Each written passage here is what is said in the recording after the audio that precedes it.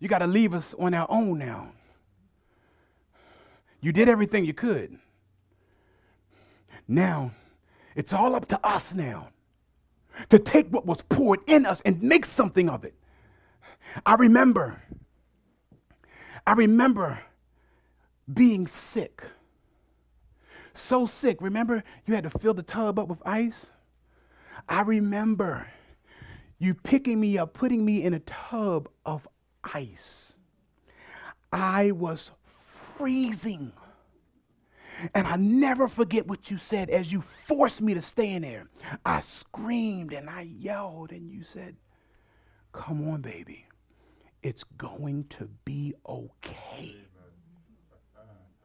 Come on, you can do it."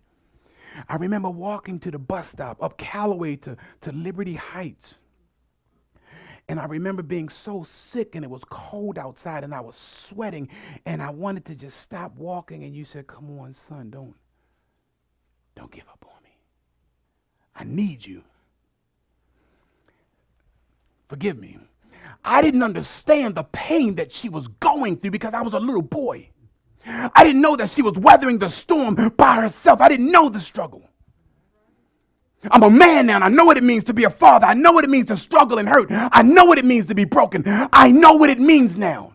But back then, I didn't get it. I didn't get it. And we walked to the bus stop, and we stood on the bus stop, and waited and waited and waited, and she kept encouraging me. We finally get on the bus, and we get down to the hospital. What was it, 106?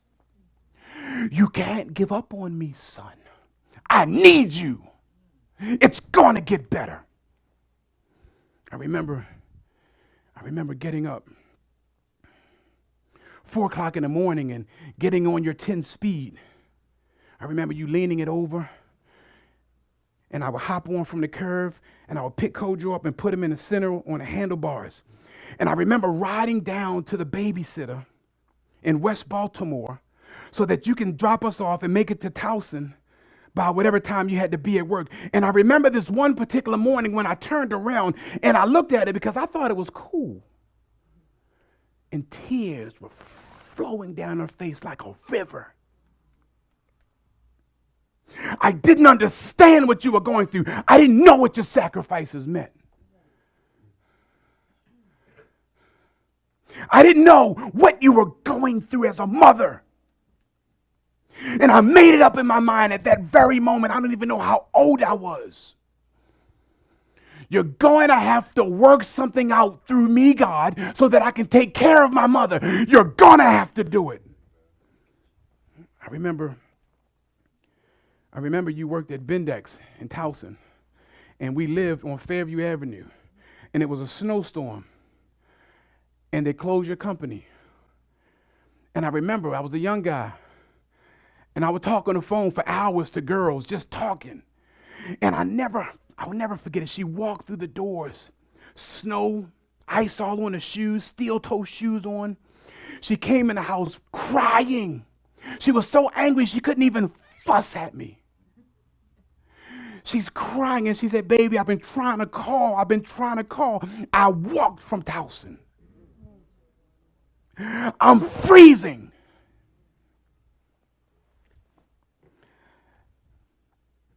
Thank you for the sacrifice that you made for us. It means everything to us. We would not be who we are. And this is all truth.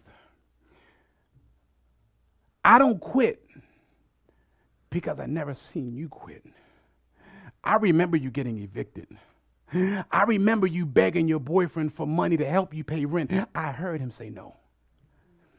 I sat in that windowsill and I listened while you were on the back porch asking, "Can you help me? I just need to be able to make it through this month to take care of my children." And I heard him say, "No, get on out of my face, woman. I'll never forget it." But you made it happen. I remember how hurt you were. Your pride was on the line when they were taking the stuff out the house. I remember your struggle. I remember it.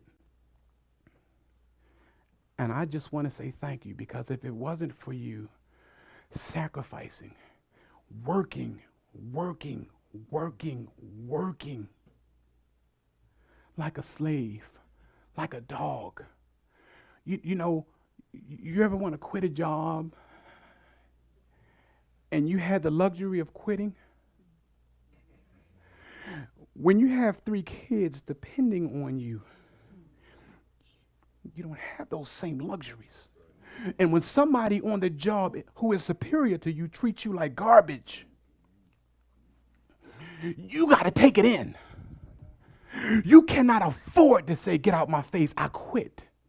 Why? Because I got this little boy home that I got to feed.